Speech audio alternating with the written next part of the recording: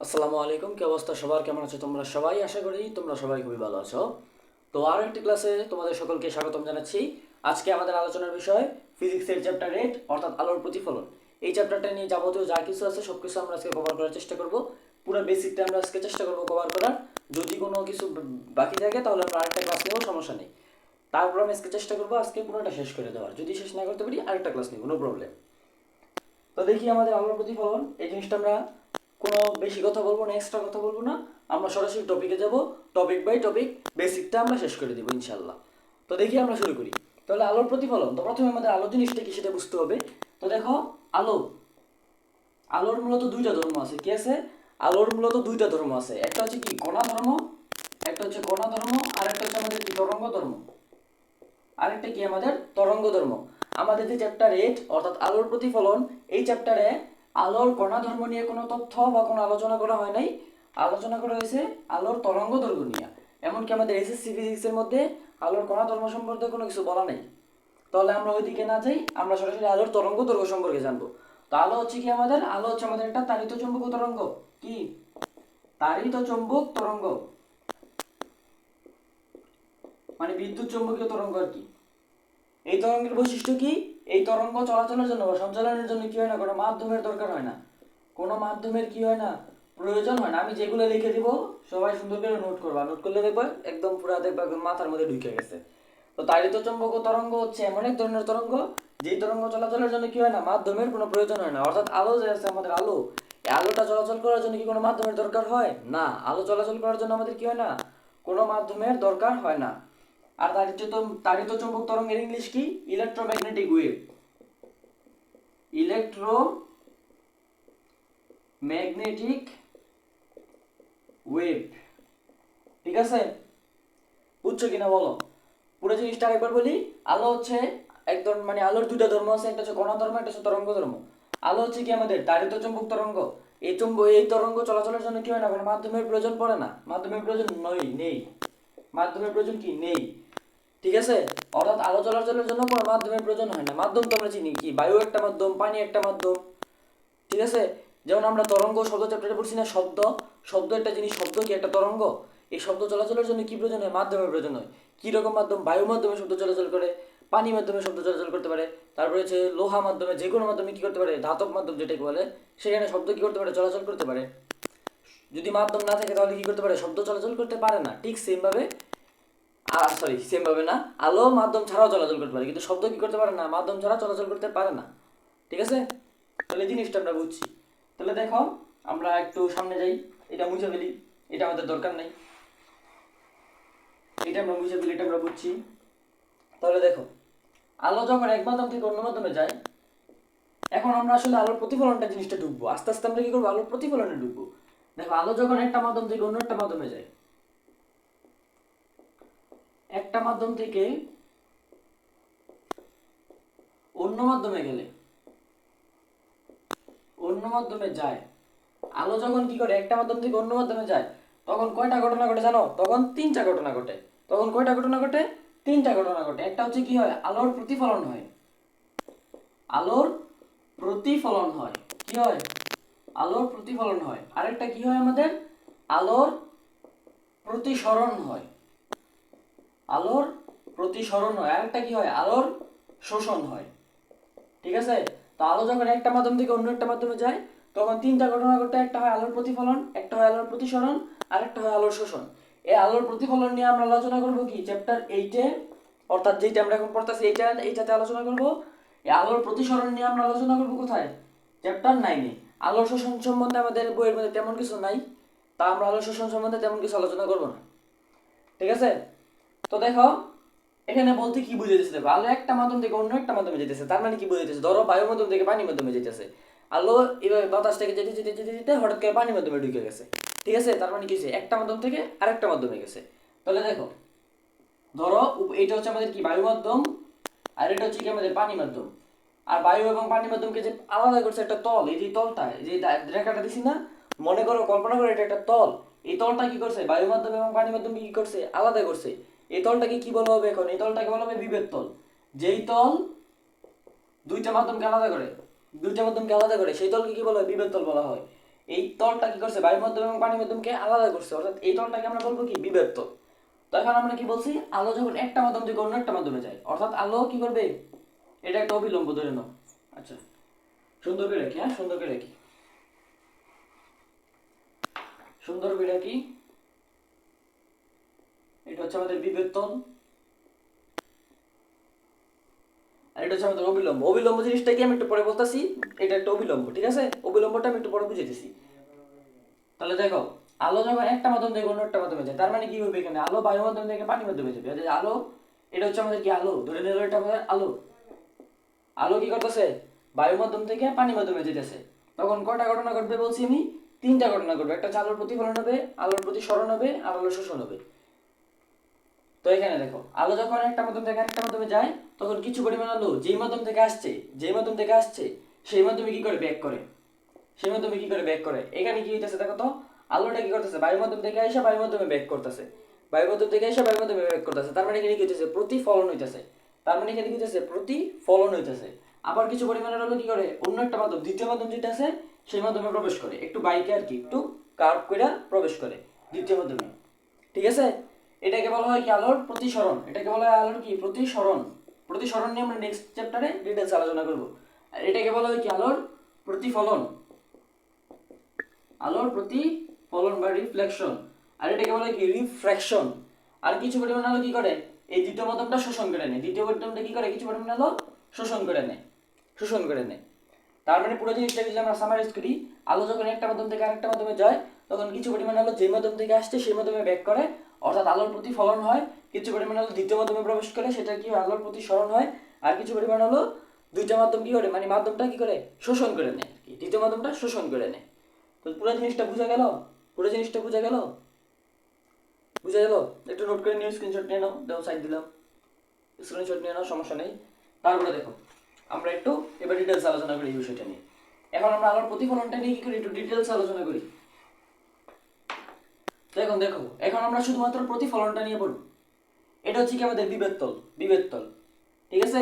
তা আলো কি করবে, আলো কি করবে, একটা মাধ্যম থেকে আরেকটা মাধ্যমে যাওয়ার চেষ্টা করবে, চেষ্টা করবে। এখন প্রতিসরণ আর শোষণটা আপাতত বাদ দাও। আলো কি করলো, একটা মাধ্যম থেকে অন্য একটা মাধ্যমে যাইতেছে, তখন কি হবে, আলোর কিছু পরিমাণ আলো যে মাধ্যম থেকে আসছে সেই মাধ্যমে ব্যাক করবে, অর্থাৎ কি হবে, আলোর প্রতিফলন হবে, আলোর প্রতিফলন হবে। এখন একটা জিনিস মাথায় রাখবা, এই যে একটা আলোক রশ্মি, একটা আলোক রশ্মি এই মাধ্যমে আপতিত হয়েছে, এই রশ্মিটা কি হয়েছে, একটা আলোক রশ্মি না, এই আলোক রশ্মিটা একটা মাধ্যমে কি হয়েছে, আপতিত হয়েছে, এই যে এই তলে কি হয়েছে, আপতিত হয়েছে। এটাকে বলা হয় কি আপতিত রশ্মি, আপতিত রশ্মি। যে আলোক রশ্মিটা আপতিত হয় সেটাকে কি বলে, আপতিত রশ্মি। আর এই যে একটা রশ্মি কি হয়েছে, প্রতিফলিত হয়েছে, এটাকে বলা হয় কি প্রতিফলিত রশ্মি, এটাকে বলা হয় কি প্রতিফলিত রশ্মি, বুঝছো। আর এই যে একটা তল আছে না, এই তলটার মধ্যে কি হইতেছে, আমাদের একটা তল পৃষ্ঠ, এই যে একটা পৃষ্ঠ, এটার মধ্যে কি হইতেছে, আলোর প্রতিফলন হইতেছে। তাহলে এই পৃষ্ঠটাকে বলা হবে কি আমাদের প্রতিফলক পৃষ্ঠ, এই পৃষ্ঠটাকে কি বলা হবে, প্রতিফলক পৃষ্ঠ। যে আলোক রশ্মিটা আপতিত হচ্ছে সেটাকে বলে আপতিত রশ্মি, যেটা প্রতিফলিত হইতেছে সেটাকে বলে প্রতিফলিত রশ্মি। আর যে পৃষ্ঠের মধ্যে আমাদের প্রতিফলন হইতেছে সেটাকে বলে প্রতিফলক পৃষ্ঠ, বুঝছো। আর এই যে দেখো, আপতিত রশ্মিটা যেই বিন্দুতে আপতিত হয়েছে এটাকে কি বলে, আপতন বিন্দু, এই যে আপতন বিন্দু। আপতিত রশ্মিটা একটা বিন্দু থেকে আপতিত হয়েছে না, এই যে বিন্দুটা, এই পৃষ্ঠের একটা বিন্দুতে আপতিত হয়েছে কিনা, এই বিন্দুটাকে বলা হয় কি আপতন বিন্দু। এখন এই বিন্দু দিয়ে যদি তুমি একটা তলে লম্ব টানো, কি করো, এই বিন্দু থেকে যদি তুমি এই যে পৃষ্ঠটা আছে, প্রতিফলক পৃষ্ঠ আছে, এখানে একটা লম্ব টানো, এই যে একটা লম্ব টানো, এই লম্বটা কি, এই লম্বটাকে বলা হবে আমাদের অভিলম্ব, এই লম্বটাকে কি বলা হবে আমাদের অভিলম্ব। বুঝা গেল জিনিসটা, অভিলম্ব জিনিসটা কি, যেই তলে আলোটা আপতিত হয়েছে এবং যেই বিন্দুতে আপতিত হয়েছে ওই বিন্দুতে এবং প্রতিফলক পৃষ্ঠ দিয়ে যদি একটা লম্বটা নিই, সেই লম্বটা হবে আমাদের কি অভিলম্ব। তাহলে দেখো তো, আরেকটা জিনিস দেখো, দেখো এই যে এখানে একটা কোণ তৈরি হয়েছে, অভিলম্বের সাথে আপতিত রশ্মির কি হয়েছে, এখানে একটা কোণ তৈরি হয়েছে। এই কোণটাকে কি বলা হয় জানো, এই কোণটাকে বলা হয় আপতন কোণ, এই কোণটাকে বলা হয় আপতন কোণ। আবার দেখো, অবিলম্বের সাথে প্রতিফলিত রশ্মির একটা কোণ তৈরি হয়েছে, এটাকে বলা হয় কি প্রতিফলন কোণ, এটাকে বলা হয় কি প্রতিফলন কোণ। আপতন কোণকে কি দিয়ে প্রকাশ করা হয়, আই দিয়ে প্রকাশ করা হয়। প্রতিফলন কোণকে কি দিয়ে প্রকাশ করা হয়, আর দিয়ে প্রকাশ করা হয়। আমি পুরো জিনিসটাকে একটু সহজ ভাষায় বোঝানোর চেষ্টা করছি, দেখো তোমরা বুঝছো কিনা, বুঝছো। আর কি আছে এখন মাথায় রাখবা, এই যে আমাদের আপতন কোণ এবং প্রতিফলন কোণটা আছে না, এটা সবসময় কি হবে, অবিলম্বের সাথে হবে, অবিলম্বের সাথে হবে। এই কোণটা কিন্তু আমাদের আপতন কোণ না, যে এই কোণটা ধরলাম এটা থিটা, এটা কিন্তু আমাদের আপতন কোণ না, এটা কিন্তু আমাদের আপতন কোণ না। এই যে এই কোণটা কিন্তু ধরে নিলাম থিটা প্রাইম, এটা কিন্তু আমাদের প্রতিফলন কোণ না। আমাদের আপতন কোণ এবং প্রতিফলন কোণ হওয়ার শর্ত কি, এই যে অবিলম্ব আছে না, অবিলম্বের সাথে হইতে হবে, অবিলম্বের সাথে হইতে হবে। পুরো জিনিসটা বুঝছো, পুরো জিনিসটা বুঝছো? এখন এই আলোর প্রতিফলন নিয়ে আমাদের কি আছে, দুইটা ফর্মুলা আছে, মানে দুইটা সূত্র আছে। সেই দুটো সূত্র আমি একটু লিখে দিব না, আমি মুখে মুখে বলে দিব, একটু বুঝাই দিব। তো দেখো প্রথম সূত্রটা দেখো, প্রথম সূত্রটা মানে 1 নং সূত্র, ফর্মুলা 1 মানে সূত্র হচ্ছে 1 নম্বর সূত্র কি বলতেছে আমাদের, দেখো 1 নম্বর সূত্র আমাদের বলে যে এই যে আমাদের আপতিত রশ্মিটা, আপতিত রশ্মি, অবিলম্ব এবং আমাদের প্রতিফলিত রশ্মি, এই তিনটে কি থাকবে, একটা তলে থাকবে, একটা তলে থাকবে। তল তো আমরা চিনি যে একটা তল পৃষ্ঠ, হয়ে যায় এই বোর্ডটা একটা তল। গণজ্যামিতি যখন পড়বা তোমরা হায়ার মেথড, তখন আমরা তল সম্বন্ধে বিস্তারিত সম্বন্ধে জানবো। তো এই যে বোর্ডটা একটা তল, তারপরে দেখো এই যে ডাস্টারের এই যে একটা তল, এই যে একটা তল, এই তলের মধ্যে আপতিত হইলে আলোক রশ্মিটা তলেই থাকবে। মানে আপতিত রশ্মি প্রতিফলিত রশ্মির অবিলম্বে কি হবে, একটা তলে যাবে, অন্য একটা তলে যাবে না। আমরা একটু যদি এইভাবে লিখি, দেখাই, কোথায় দেখাবো, এটা একটু মুছে দেখে, হ্যাঁ। তো দেখো ধরো এই যে এটা একটা আমাদের তল, আর ধরো এটা আমাদের আরেকটা তল, এটা আমাদের কি আরেকটা তল, এখানে ধরো দুইটা তল আছে, এই যে এইটা একটা তল, এটা একটা তল। ধরো আলোক রশ্মি কি করলো, এইখানে আপতিত হইলো এবং প্রতিফলিত আলোক রশ্মি এখানে আপতিত হইলো, তাহলে আপতন বিন্দু এবং আমাদের প্রতিফলন পৃষ্ঠের মধ্যে আমরা একটা অবিলম্ব টানলাম, ধরে নিলাম আমাদের যে অবিলম্ব এটা।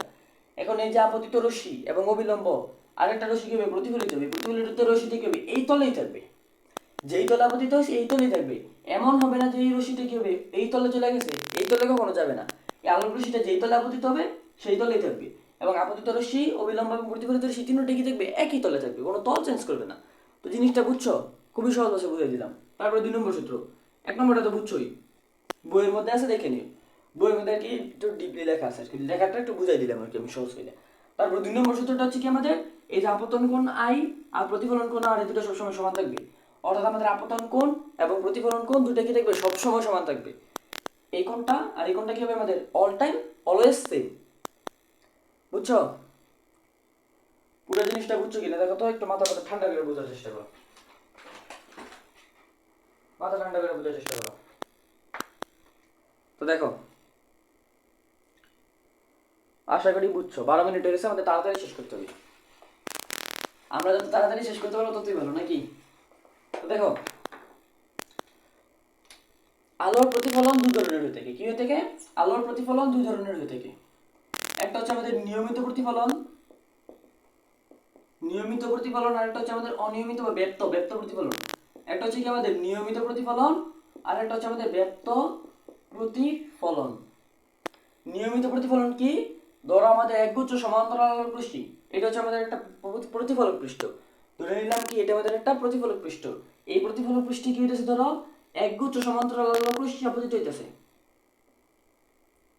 হইতেছে ধরে কিন্তু অনেকগুলো আলোক রশ্মি হইতেছে আপতিত হইতেছে, অনেকগুলো আলোক রশ্মি হইতেছে আপতিত হইতেছে, এবং প্রত্যেকটা আলোক রশ্মি কি পরস্পর সমান্তরালে আপতিত হইতেছে, সমান্তরালে হইতেছে আপতিত হইতেছে। এরপর ধরো দেখলো তুমি প্রতিফলনের পর, প্রতিফলন হইয়া সবগুলো রশ্মি আবার কি হইলো, সমান্তরালে প্রতিফলিত হইলো।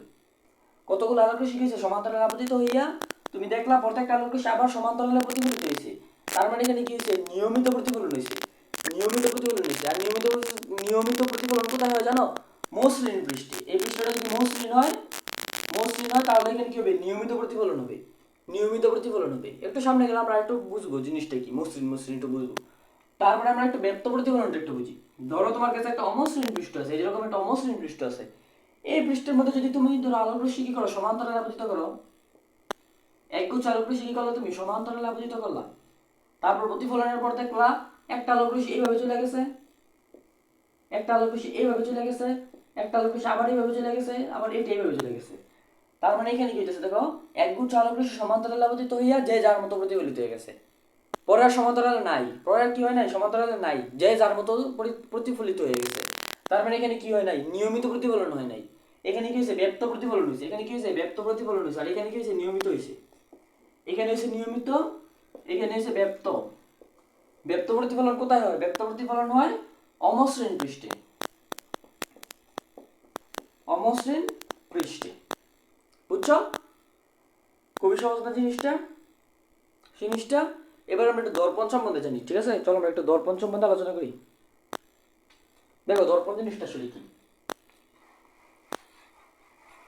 দর্পণ বা আয়না, আয়না আমরা সকলে চিনি। আয়নার মধ্যে কি হয়? আলোর প্রতিফলন হয়। আয়না বা দর্পণ কোথায় লিখবো? এখানে লিখি, আয়না বা দর্পণ। আয়না বা দর্পণ মানে কি জানো? আয়না বা দর্পণ হচ্ছে একটা পৃষ্ঠ না? আয়না বা দর্পণ কি একটা পৃষ্ঠ বা তল? যেই পৃষ্ঠে আলোর নিয়মিত প্রতিফলন হয় সেটাকে বলে দর্পণ। অর্থাৎ দর্পণের মধ্যে কি হবে? আমাদের আলোর নিয়মিত প্রতিফলন হবে। কি হবে? নিয়মিত প্রতিফলন হবে। ঠিক আছে? বুঝছো জিনিসটা? আয়নার মধ্যে, আয়নার সামনে গিয়ে তাকায় দেখো, তোমার একটা বিম্ব মানে তোমার একটা প্রতিচ্ছবি দেখা যাবে। ঠিক আছে? তাহলে এখানে কি হচ্ছে? আলোর প্রতিফলন হইতেছে।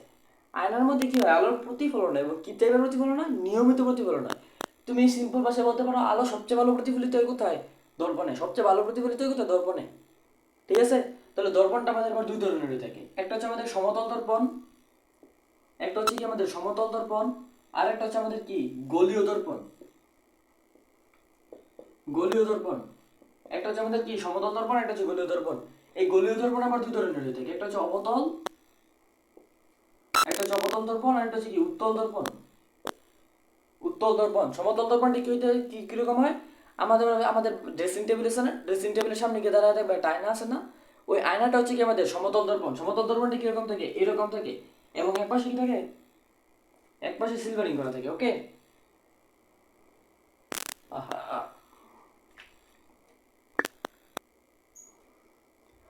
তো দেখো আমরা কি বলতেছিলাম? আমরা বলতেছিলাম যে সমতল দর্পণ, সমতল দর্পণ এসে কি থাকে? একটা সরল সোজা থাকে আর কি, একটা তল থাকে, একটা মসৃণ একটা তল থাকে, যার এক পাশে কি থাকে? পাড়া লাগানো থাকে। যে এক পাশে কি থাকে? পাড়া লাগানো থাকে। পাড়া লাগানো বলতে সিলভারিং করে থাকে, যাতে আলোটা কি হতে পারে? সুন্দর মতো নিয়মিতভাবে প্রতিফলিত হতে পারে। ঠিক আছে? এক পাশে কি থাকে? পাড়া লাগানো থাকে, যেটাকে সিলভারিং বলে। মানে সিলভারের একটা প্রলেপ দেওয়া থাকে। এক পাশে সিলভারের একটা প্রলেপ দেওয়া থাকে, এটাকে কি বলে? পাড়া লাগানো থাকে। তাহলে এটাকে বলবো কি আমরা? সমতল দর্পণ। এবং সমতল দর্পণের সামনে দাঁড়ালে তুমি দেখবা তোমার এখানে একটা প্রতিচ্ছবি দেখা দিতেছে। এটাকে বলে কি? প্রতিবিম্ব। মানে কি তোমার যে প্রতিচ্ছবিটা দেখতেছ সেটা হচ্ছে তোমার প্রতিবিম্ব দেখতেছ। তারপরে গোলীয় দর্পণ দুই ধরনের থাকে, একটা হচ্ছে অবতল দর্পণ, একটা হচ্ছে উত্তল দর্পণ। গোলীয় দর্পণ মূলত একটা কি গোলকের অংশ বিশেষ। একটা গোলক আছে না? গোলক কিরকম হইতে পারে? গোলক তো আমার আশেপাশে নাই। দাঁড়াও, পাইছি। এই যে খুবই ছোট একটা গোলক, বেশি বড় না। এই যে দেখো একটা গোলক না? এই গোলক, এরকম একটা গোলক থাকে। এই গোলকের অংশ বিশেষটাকে কি বলে? আমাদের গোলীয় দর্পণ বলে। গোলীয় দর্পণ বলে। এখন দেখো এই যে গোলকটা আছে না? এই যে গোলকটা, এটার বাইরের যে পৃষ্ঠটা তুমি দেখতে পেতেছো, দেখো আর একটু ক্লিয়ারলি দেখো। বাইরের যে পৃষ্ঠটা তুমি দেখতে পারতেছো, যেটা আমি ধরে আছি, এটাকে বলে উত্তল, উত্তল অংশ, উত্তল অংশ। এখন এটাকে যদি তুমি মাঝখান থেকে কাইটা ফেলো, মাঝখান থেকে কাইটা ফেলো, ধরো তুমি মাঝখান থেকে কাইটা কি করলা? এরকম করে দিলা, এরকম করে দিলা। তাহলে এই যে এই পাশটা আছে না? এই পাশটাকে বলে উত্তল পাশ। উত্তল পাশ মানে একটু উত্তল, উত্তল পাশ। আর এই যে ভিতরের সাইডটা আছে না? এটাকে বলে অবতল পাশ, অবতল। এটাকে বলে অবতল অংশ, অবতল অংশ। বুঝছো জিনিসটা? এখন উত্তল দর্পণ আর অবতল দর্পণ কি মাথায় রাখবা। অবতল দর্পণ হবে যদি তোমার একটা গোলীয় দর্পণের মধ্যে উত্তল অংশে পাড়া লাগানো থাকে। উত্তল অংশে পাড়া লাগানো থাকে মানে কি? সিলভারের প্রলেপ দেওয়া থাকে। যদি উত্তল অংশে সিলভারের প্রলেপ দেওয়া থাকে তাহলে সেটাকে বলে অবতল দর্পণ। আর যদি উত্তল, আর যদি কি বলে ধরো, আবার যাই, যদি উত্তল অংশে পাড়া লাগানো থাকে তাহলে তাকে বলে অবতল দর্পণ। আবার যদি তুমি দেখো কখনো কোন একটা গোলীয় দর্পণের মধ্যে অবতল পাশে কি লাগানো থাকে? পাড়া লাগানো থাকে, তাহলে সেটাকে বলে উত্তল দর্পণ। উত্তল দর্পণ। বুঝছো? বুঝছো কিনা বলো? অবতল দর্পণের প্রতিফলন হয় কোন পৃষ্ঠে? অবতল দর্পণের প্রতিফলন হবে আমাদের অবতল পাশে, অবতল পাশে। পাড়া লাগানো থাকবে কোন পাশে? উত্তল পাশে। আর আমাদের উত্তল দর্পণের প্রতিফলন হবে কোন পাশে? প্রতিফলন হবে আমাদের উত্তল পাশে, কিন্তু পাড়া লাগানো থাকবে কোন পাশে? অবতল পাশে। পুরো জিনিসটা বুঝছো? বুঝছো কিনা বলো? এখানে কি উত্তল অংশে পাড়া লাগানো, উত্তল অংশে পাড়া লাগানো, উত্তল অংশে পাড়া লাগানো। আর এখানে কি আমাদের অবতল পাশে পাড়া লাগানো, অবতল অংশে পাড়া লাগানো। ওকে, আশা করি আমরা বুঝছি। তো এবার আমরা আসি গোলীয় দর্পণ সম্বন্ধে একটু বিস্তারিত জানি। আমরা অবতল দর্পণ দিয়ে একটু বুঝি। অবতল দর্পণ আর উত্তল দর্পণ একই রকম, বুঝছো? তাহলে ধরো এটা আমাদের একটা দর্পণ আছে, অবতল দর্পণ। এখন এটা অবশ্যই একটা অবতল দর্পণ না? তো এটা একটা গোলকের অংশ বিশেষ। এটা কি? একটা গোলকের অংশ বিশেষ। বুঝছো? তাহলে দেখো তো এই যে আমাদের দর্পণটা আছে না? এই যে দর্পণটার এটা একটা মধ্যবিন্দু আছে কিনা ধরে নিলাম, এই যেটা হচ্ছে আমাদের এই যে মধ্যবিন্দু, এটা এই দর্পণটার মধ্যবিন্দু ধরে নিলাম আমরা এইটা। এখন এই যে দর্পণের মধ্যবিন্দু আছে না, এটাকে বলা হয় কি মেরু, মেরু বা পোল, এটাকে বলা হয় কি মেরু বা পোল।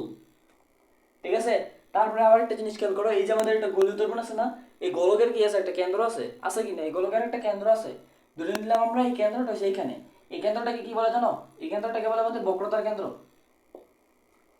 বক্রতার কেন্দ্র।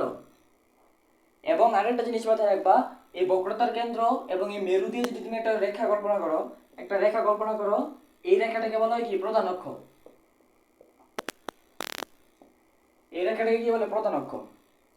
ঠিক আছে, আর কি আছে বলো, আর আছে আমাদের ফোকাস, ফোকাসটা আমি একটু দেখাই, দেখো ইজি ভাবে বলি, আগে ইজি ভাবে বলি তারপর থিওরিটিক্যাল ব্যাখ্যাটা দিতেছি। দেখো এই বক্রতার কেন্দ্র এবং এই মেরু, এই দুটার যে মধ্যবিন্দু আছে না, ধরে নিলাম এই দুটার মধ্যবিন্দু সেইটা, এই মধ্যবিন্দুটাকে কি বলে ফোকাস বলে, সহজ বাংলা ভাষায় কথা বলে দিলাম, এটাকে কি বলে ফোকাস বলে।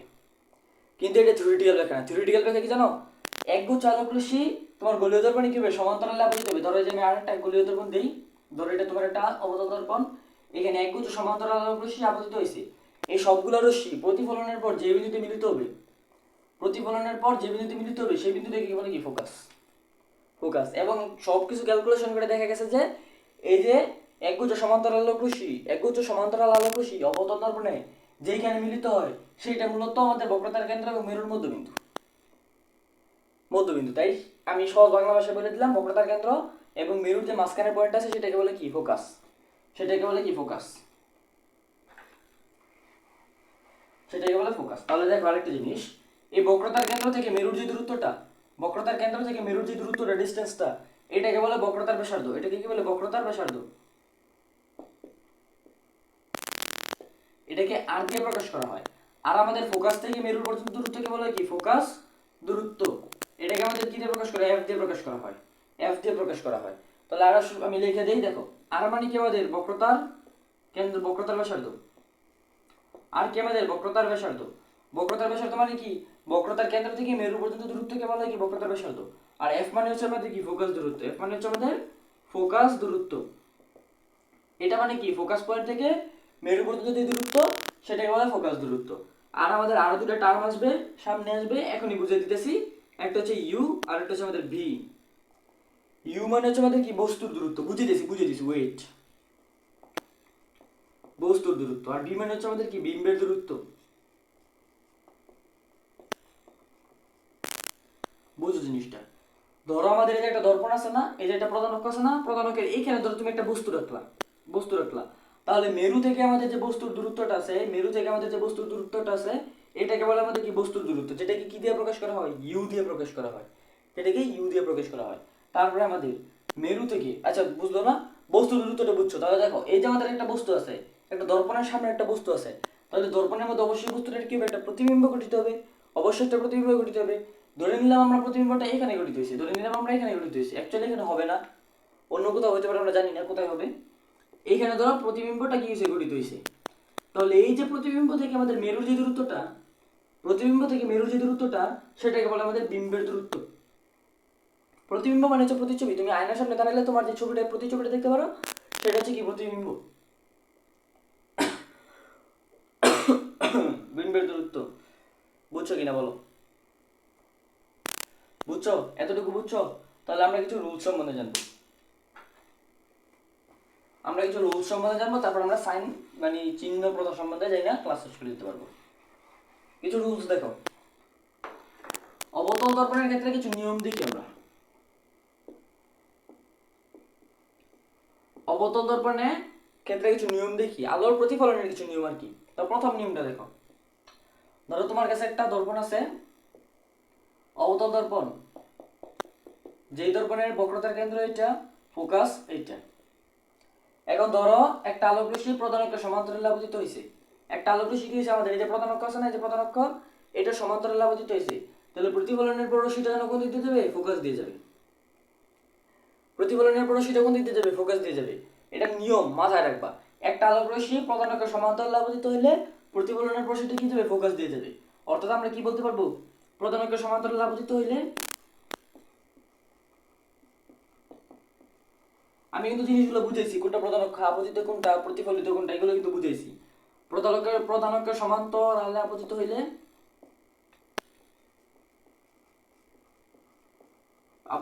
প্রতিফলিত হবে কোন দিক দিয়ে? ফোকাস দিয়ে। প্রতিফলিত হবে এফ দিয়ে। বুঝছো? এটা হলো আমাদের 1 নম্বর নিয়ম। তারপরে 2 নম্বর নিয়মটা দেখো, আমাদের ধরো আরেকটা অবতল দর্পণ আছে, এরকম একটা অবতল দর্পণ আছে ধরো। এটা হচ্ছে আমাদের কি কেন্দ্র, বক্রতার কেন্দ্র, এটা হচ্ছে আমাদের ফোকাস। এবার ধরো একটা আলোক রশ্মি কি হইলো? প্রধান ফোকাস দিয়ে আপতিত হইলো। আহারে,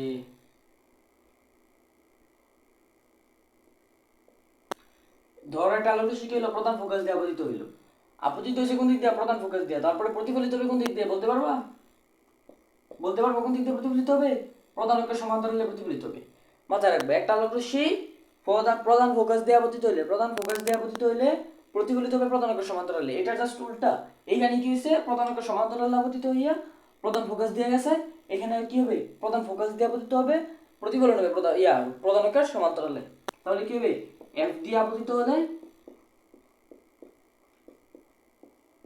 প্রতিফলিত হবে প্রধান অক্ষের সমান্তরালে।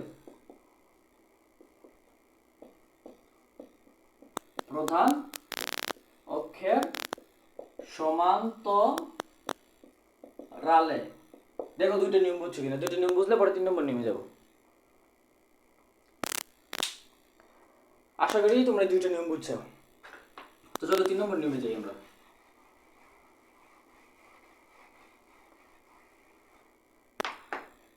3 নম্বর নিয়মটা আমরা একটু দেখি।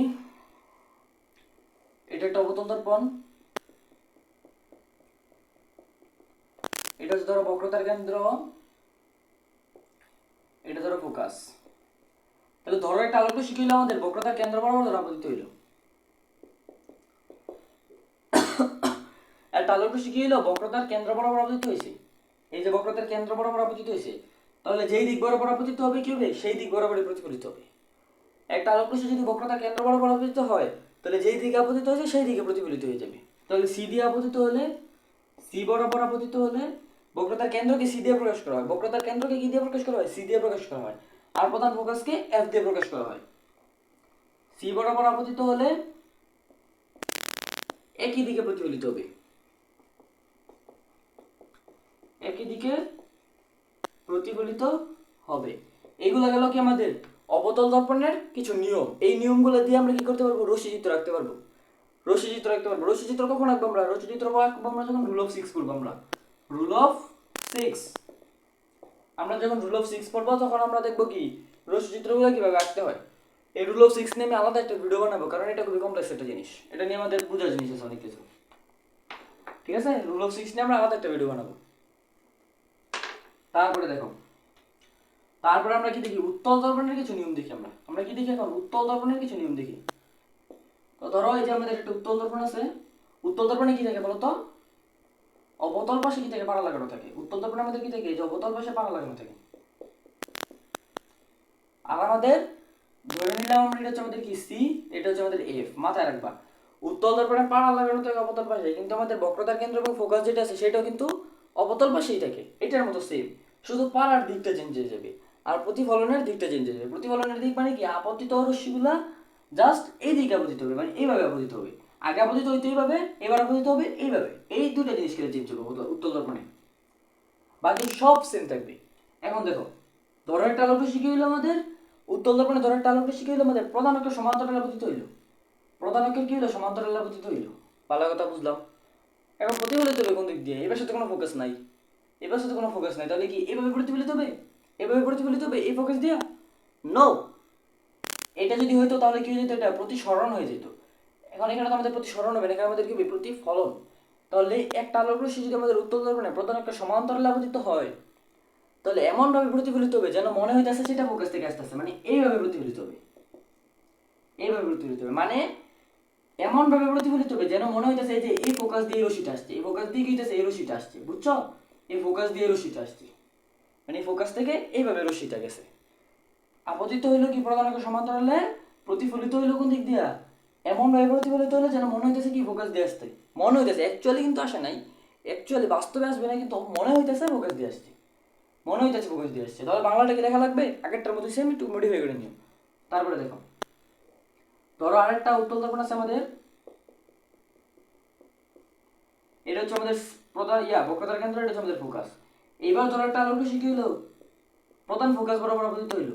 এই যে এইভাবে প্রধান ফোকাস বরাবর কি হলো, আপতিত হইলো। এই যে প্রধান ফোকাস বরাবর কি হলো, আপতিত হইলো। যদি এটাকে একটু বর্ধিত করো, বর্ধিত করলে দেখবা তুমি কি সেটা প্রধান ফোকাস দিয়ে যেতেছে। কিন্তু আমরা বর্ধিত করতে পারবো না, কারণ দর্পণের পিছনে কি হবে, আমাদের আলোক রশ্মি যাবে না, দর্পণের পিছনে আলোক রশ্মিটা যাবে না। তাহলে একটা আলোক রশ্মি মনে হইতেছে তোমার প্রধান ফোকাস দিয়ে আপতিত হয়েছে, মনে হইলো তোমার প্রধান ফোকাস দিয়ে আপতিত হয়েছে, প্রতিফলিত হবে কিভাবে জানো, প্রতিফলিত হবে প্রধান অক্ষের সমান্তরালে। প্রতিফলিত হবে কি হবে, প্রধান অক্ষের সমান্তরালে। দেখো বুঝছো কিনা, একটা আলোক রশ্মি প্রধান ফোকাস বরাবর আপতিত হইলে প্রধান অক্ষের সমান্তরালে প্রতিফলিত হবে। এটা হচ্ছে কি জাস্ট নিয়ম আর কি, নিয়ম আর কি। তারপরের নিয়মটা দেখো, সব একই রকম, জাস্ট দর্পণটা চেঞ্জ হয়ে গেছে। তারপরে দেখো, আরে নো প্রবলেম, এটা হচ্ছে আমাদের বক্রতার কেন্দ্র, এটা হচ্ছে আমাদের কি ফোকাস। ধরো একটা আলোক রশ্মি কি হইলো এবার আমাদের প্রধান, এই যে বক্রতার কেন্দ্র বরাবর ধরো আপতিত হইলো, একটা আলোক রশ্মি কি হইলো আমাদের বক্রতার কেন্দ্র বরাবর আপতিত হইলো। গেস করো তখন দিক দিয়ে প্রতিফলিত হবে, গেস করো তখন দিক দিয়ে প্রতিফলিত হবে, যে দিকে আপতিত হয়েছে সেই দিকে প্রতিফলিত হবে। সাবাস, পারছো। ঠিক আছে, গুড। আশা করি জিনিসগুলো বুঝছো, খুবই সহজ ছিল এবং ইন্টারেস্টিং ছিল, খুব ইন্টারেস্টিং একটা জিনিস ছিল। তাহলে আমরা নিয়মগুলো আশা করি বুঝছি। নেক্সট ক্লাসে আমরা রুল অফ সিক্সটা বলবো, কীভাবে আলোক রশ্মি মানে আলোর রশ্মি চিত্র রাখতে হয় সেটা আমরা একটু দেখবো। ঠিক আছে, এখন আমরা চিহ্ন প্রথা সম্বন্ধে একটু আলোচনা করি। দেখি কতক্ষণ সময় আছে, 10 মিনিটের মতো আমরা আলোচনা করতে পারবো, সমস্যা নেই। দেখো চিহ্ন প্রথা, চিহ্ন প্রথা বা সাইন কনভেনশন কি, সাইন কনভেনশন। আমি খুবই ফাস্ট পড়াইতেছি, চাইতেছি না তোমাদের সময় নষ্ট করতে, আমি চাইতেছি না সময় নষ্ট করতে, যত তাড়াতাড়ি সম্ভব ইজিলি এক্সপ্লেন করে দিতেছি। দেখো সাইন কনভেনশন, একটা লাইন জাস্ট মাথায় রাখবা, কোন আলোক রশ্মি, আগে আমি একটু বুঝাই সাইন কনভেনশনটা কি। সাইন কনভেনশনটা হচ্ছে, দেখো তোমার অনেক সময় তুমি দেখো ম্যাথ সলভ করবা, সিকিউ সলভ করবা, দেখবা কখনো এই ভি আর ইউ আমরা পড়ছি না, বস্তুর দূরত্ব, তারপরে ফোকাস দূরত্ব, মানে এই যে ফোকাস দূরত্ব, বস্তুর দূরত্ব, বিম্বের দূরত্ব, তারপরে বক্রতার ব্যাসার্ধ, এইগুলো কি করা লাগে, এইগুলো অনেক সময় দেখবা মাইনাস আছে প্লাস আছে, দেখবা অনেক সময় মাইনাস দিয়ে করে। এখন কেন মাইনাস দিয়ে করে সেটা বোঝার জন্য আমাদের কি করতে হবে, সাইন কনভেনশনটা বুঝতে হবে। দেখো কোনো আলোক রশ্মি, একটা লাইন মাথায় রাখবা, কোনো আলোক রশ্মি একটি তলে আপতিত হলে, একটি তলে আপতিত হলে, একটি তলে আপতিত হলে যেদিকে যাওয়া স্বাভাবিক, যেদিকে যাওয়া স্বাভাবিক সেটা কি ধনাত্মক বা পজিটিভ। তোমাদের দেখো স্যারেরা কি করবে, তোমাদের বলে দিবে ভি এর মান প্লাস হলে এটা বাস্তব, ভি এর মান নেগেটিভ হলে বাস্তব, এইভাবে বলে দিবে। কিন্তু আমি তোমাদের বুঝাই বলতেছি কিভাবে হইতেছে, অ্যাকচুয়ালি বুঝাই দিতেছি। দেখো কোন একটা আলোক রশ্মি একটা তলে আপতিত হলে যেদিকে যাওয়া স্বাভাবিক সেটা পজিটিভ, মানে কি, মানে কি, ধরো আমাদের একটা দর্পণ আছে, একটা অবতল দর্পণ আছে, এটা হচ্ছে আমাদের কি প্রধান অক্ষ, প্রধান অক্ষ। তাহলে ধরো একটা আলোক রশ্মি কি হলো, এই বরাবর আপতিত হইলো। এখন বলো তো এটার প্রতিফলন কোন দিকে হওয়ার কথা, প্রতিফলন কোন দিকে হওয়ার কথা, যেই দিকে এই দিকে হওয়ার কথা না, এইভাবে হওয়ার কথা না, মানে এই পাশে আসার কথা না। কখনো কি আলোক রশ্মিটা এই পাশে যাবে, কখনো কি আলোক রশ্মিটা এই পাশে যাবে না, যাবে না তো। তাহলে আমাদের কোনো একটা আলোক রশ্মি কোনো একটা তলে আপতিত হলে কোন দিকে যাওয়া স্বাভাবিক, এই দিকে যাওয়া স্বাভাবিক, তাহলে এই দিকটা হচ্ছে আমাদের পজিটিভ দিক। আর এই যে এই পাশটা কি, এই পাশে কি যাওয়া স্বাভাবিক না, এই পাশে যাওয়া স্বাভাবিক না, তাহলে এই পাশটা হচ্ছে কি আমাদের নেগেটিভ, এই পাশটা হচ্ছে কি আমাদের নেগেটিভ। এটা তো বুঝছো। এখন আমাদের এই যে সাইন কনভেনশন বা চিহ্ন প্রথাটা কোন কোন ক্ষেত্রে প্রযোজ্য, কার কার ক্ষেত্রে প্রযোজ্য। এই সাইন কনভেনশনটা হচ্ছে আমাদের কিসের ক্ষেত্রে প্রযোজ্য জানো, ফোকাস দূরত্ব, বিম্বের দূরত্ব, আর হচ্ছে আমাদের বক্রতার ব্যাসার্ধ, এই তিনটা ক্ষেত্রে আমাদের কি সাইন কনভেনশন দরকার, মানে এই তিনটার মান পজিটিভ হইতে পারে নেগেটিভ হইতে পারে। এখন দেখো যদি তুমি কখনো দেখো, এটা হচ্ছে আমাদের একটা অবতল দর্পণ, আমরা অবতল দর্পণ নিয়ে আমরা একটা আলোচনা করি। দেখুন তো অবতল দর্পণে আমাদের ফোকাস দূরত্বটা কোথায়, ধরে নিলাম এটা হচ্ছে আমাদের ফোকাস, এটা হচ্ছে আমাদের ফোকাস, আর এটা হচ্ছে আমাদের বক্রতার কেন্দ্র। তাহলে ফোকাস দূরত্ব কোনটা, ফোকাস দূরত্ব হচ্ছে এটা। এখন দেখো তো ফোকাস দূরত্বটা আমাদের কোন পাশে, ফোকাস দূরত্ব দিকে আমাদের পজিটিভ সাইডে না নেগেটিভ সাইডে, ফোকাস দূরত্ব হচ্ছে আমাদের পজিটিভ সাইডে, দেখো এই পাশে পজিটিভ সাইডে। তাহলে আমাদের এখানে কি এফ এর মান কি পজিটিভ, এফ এর মান কি পজিটিভ। আর আমাদের বক্রতার ব্যাসার্ধ কোনটা, এই যে এটা হচ্ছে আমাদের বক্রতার ব্যাসার্ধ, তাহলে বক্রতার ব্যাসার্ধটা কোন পাশে, এই পাশে, তাহলে এটা কি আমাদের পজিটিভ হবে না। পজিটিভ হবে। তাহলে এখানে আমাদের বক্রতার বিষয়টা কি পজিটিভ, পজিটিভ। আর ধরো তোমার এখানে কি হলো, বস্তুর প্রতিবিম্ব গঠিত হইলো। এটা প্রতিবিম্বটা আমরা রশ্মিচিত্র যখন আঁকবো তখন একদম ডিপলি আলোচনা করবো। রুল অফ সিক্স বললাম না, রুল অফ সিক্স আমরা এই রশ্মিচিত্র সম্বন্ধে ডিপলি এই প্রতিবিম্ব সম্বন্ধে ডিপলি আলোচনা করবো। এখন আমাদের তো মাঝে রাখো প্রতিবিম্ব একটা জিনিস আছে। তো ধরে নিলাম কি প্রতিবিম্বটা আমাদের এখানে গঠিত হয়েছে। দেখো তো প্রতিবিম্বটা কোন পাশে গঠিত হয়েছে, পজিটিভ সাইডে না নেগেটিভ সাইডে? পজিটিভ সাইডে গঠিত হয়েছে। তাহলে আমাদের এখানে ভি এর মান কি হবে, নেগেটিভ পজিটিভ হবে। এখন ধরে নিলাম কোনো কারণে আমাদের প্রতিবিম্বটা এখানে গঠিত হইল। প্রতিবিম্ব কিন্তু এই পাশে গঠিত হইতে পারে। প্রতিবিম্ব কি হতে পারে, এই পাশে গঠিত হইতে পারে। কিভাবে হইতে পারে, রুল অফ সিক্স। বুঝলাম না, ওই মেন জিনিস আছে ওইটাই তোমার এক্সামে আসবে। রুল অফ সিক্সই তোমার এক্সামে আসবে। এগুলো আমি জাস্ট বেসিক বুঝাইতেছি। ধরে নাও তোমার প্রতিবিম্বটা কি হলো, এই পাশে গঠিত হইলো, এই পাশে গঠিত হইলো। তাহলে দেখো তো রশ্মিচিত্র মানে ভি এর মানটা কোন পাশে হয়েছে, ভিটা হয়েছে আমাদের এই পাশে। মানে ভি মানে কি, প্রতিবিম্বের দূরত্ব। তার মানে এই যে এইটা হচ্ছে আমাদের প্রতিবিম্বের দূরত্ব, এটা কোন পাশে হয়েছে, নেগেটিভ সাইড হয়েছে। তাহলে আমাদের ভি এর মানটা কি হবে, নেগেটিভ হবে। ভি এর মানটা কি হবে, নেগেটিভ হবে। এটা গেল আমাদের অবতল দর্পণের ক্ষেত্রে। এখন উত্তল দর্পণের ক্ষেত্রে একই রকম, জাস্ট একটু বুঝতে হবে। একটু নোট করে নিও, একটু নোট করে নিও। চেষ্টা করতেছি মানে সহজভাবে বসে ধরে। ধরো আরেকটা আমাদের আলোর বসে আছে এইভাবে। এটা ধরো আমাদের কি দর্পণ, উত্তল দর্পণ। এখন আমি কি বলছিলাম, উত্তল দর্পণে আমাদের ফোকাস এবং কেন্দ্র এই পাশেই থাকে, অবতল পাশেই থাকে। কি থাকে, অবতল পাশেই থাকে। তাহলে এটা ধরো আমাদের বক্রতার কেন্দ্র, এটা হচ্ছে আমাদের ধরো ফোকাস। তাহলে দেখো আগে সাইন কনভেনশনটা আরেকটা বার বুঝে। উত্তল দর্পণে সাইন কনভেনশন কিভাবে কাজ করে দেখো। আমাদের আলো আপতিত হবে কোন দিক দিয়ে, আলো কোন দিক দিয়ে আপতিত হবে, আলো আপতিত হবে এই দিক দিয়ে। প্রতিফলিত হবে কোন দিক দিয়ে, প্রতিফলিত হবে এই দিক দিয়ে, এই দিক দিয়ে। তাহলে আলোর যাওয়া স্বাভাবিক কোন দিকে, আলোর যাওয়া স্বাভাবিক হচ্ছে আমাদের এই দিকে। তাহলে এই পাশ থেকে আমাদের পজিটিভ, আর এই পাশ থেকে আমাদের নেগেটিভ। তাহলে দেখো তো একটা জিনিস, আমাদের যে ফোকাস পয়েন্ট এবং বক্রতার কেন্দ্র এটা কোন পাশে, এটা হচ্ছে আমাদের নেগেটিভ সাইডে। তাহলে ফোকাস দূরত্বটা এবং বক্রতার কেন্দ্র, বক্রতার ব্যাসার্ধটা কোন পাশে পড়ে গেছে, আমাদের নেগেটিভ পাশে পড়ে গেছে। তাহলে এখানে আমাদের ফোকাসটা কি হবে, নেগেটিভ হবে। আর আমাদের বক্রতার ব্যাসার্ধটা কি, বক্রতার ব্যাসার্ধ মানে আর বক্রতার ব্যাসার্ধ এটা কি হবে, নেগেটিভ হবে, নেগেটিভ হবে। এখন ধরে নাও তোমার প্রতিবিম্বটা গঠিত হয়েছে এই পাশে, এই পাশে প্রতিবিম্ব গঠিত হয়েছে। তাহলে বিম্বের দূরত্ব কত, এতটুকু। এটা কি ভি। তাহলে ভিটা কোন পাশে হয়েছে, পজিটিভ পাশে হয়েছে। তাহলে ভিটা কি হবে, আমাদের পজিটিভ হবে। ভিটা কি হবে, আমাদের পজিটিভ হবে। আবার ধরে নাও তোমার প্রতিবিম্বটা এখানে গঠিতেছে। তাহলে প্রতিবিম্বের দূরত্ব কত, এতটুকু। তাহলে এটা কোন পাশে হয়েছে, এটা আমাদের এই পাশে হয়েছে। তাহলে আমাদের ভি এর মানটা কি হবে, পজিটিভ হবে, পজিটিভ হবে। আশা করি জিনিসটা বুঝছো, বুঝে গেল? হ্যাঁ, সাইন কনভেনশনটা বুঝে গেল? তো বেশি লোড হয়ে যাবে আজকের ক্লাসে, আর পড়াতেছি না, এতটুকুই থাকুক। আরেকটা ক্লাস নিয়ে আমরা পুরোটা শেষ করে দেবো, ঠিক আছে? ঠিক আছে, বুঝছো কিনা? এই আজকে যতটুকু পড়াইলাম ততটুকু খাতায় নোট করো এবং এতটুকু ভালোভাবে মেমোরাইজ করো। ভাই কুত্তার মতো দৌড়ে লাভ নেই। মনে করো 6-7 ঘন্টার ওয়ান শট একটা না দেখে কোনো লাভ নেই যদি আমি ভালোভাবে না পড়ি। তোমাদের আমি অল্প অল্প করে দিলাম, এতটুকু যতটুকু পড়াইলাম, এত 40 মিনিটে যতটুকু লেকচার দিলাম ততটুকু খুব ভালোভাবে পড়ো। তোমার বই আছে না, বইয়ের মধ্যে দেখো এতটুকু আছে কিনা, থাকলে থাকবে, না থাকলে নেই। যতটুকু দিলাম ততটুকু ভালোভাবে মেমোরাইজ করো, দেখো বোঝার চেষ্টা করো কিনা। পারলে তুমি তোমার একটা ফ্রেন্ডকে বুঝাও গিয়ে। আমি যদি যে জিনিসগুলো তোমাদের পড়েছি তুমি তোমার একটা ফ্রেন্ডকে দেখো বুঝাতে পারো কিনা। যদি বুঝাতে পারো তাহলে তুমি বুঝবা তুমি জিনিসটা বুঝছো। ঠিক আছে, ফিজিক্স একটা জিনিস যেটাকে বুঝা পড়ার মধ্যে অনেকটা মজা আছে, ইন্টারেস্টিং। গাজার মতো মুখস্থ করে কোনো লাভ নেই, আমরা একটু বুঝা বুঝা পড়বো, ঠিক আছে? তো নেক্সট ক্লাসে আমরা যতটুকু বাকি থাকবে আমাদের আলোর প্রতিফলনের ততটুকু আমরা শেষ করবো ইনশাল্লাহ, ঠিক আছে? আস্তে আস্তে আমরা আগাই। আরেকটা ক্লাস নিলে আমাদের প্রতিফলনটা শেষ হবে। আমাদের কী কী থাকবে, ওই যে একটা সূত্র থাকবে, একটা ফর্মুলা থাকবে, আর আমাদের হচ্ছে বিবর্ধন থাকবে, আর আমাদের রুল অফ সিক্সটা থাকবে। জাস্ট এতটুকুই, এতটুকুই। আজকে যতটুকু 40 মিনিট সময় লাগছে, আরও 40 মিনিট সময় হলে ক্লাসটা শেষ হয়ে যাবে, ঠিক আছে? তো আল্লাহ হাফেজ, পরবর্তী ক্লাসে দেখা হচ্ছে। আল্লাহ হাফেজ, ভালো থেকো।